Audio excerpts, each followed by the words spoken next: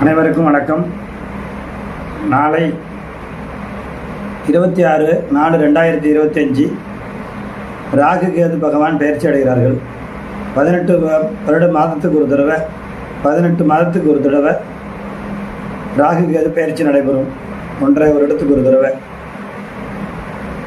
இந்த வருடம் மீன ராசியிலிருந்து கும்பராசிக்கு ராகு பகவான் பயிற்சி அடைகிறார். கன்னி ராசியிலிருந்து சிம்ம ராசிக்கு கேது பகவான் பயிற்சி அடைகிறார்.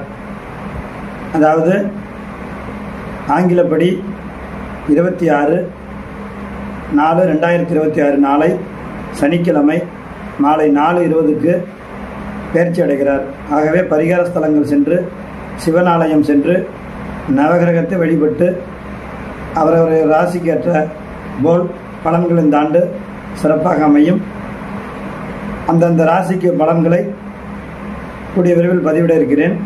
ஆகையால் நாளை சென்று நவகிரகங்களை வணங்கி பயன்பெறுமாறு அன்புடன் கேட்டுக்கொள்கிறேன்.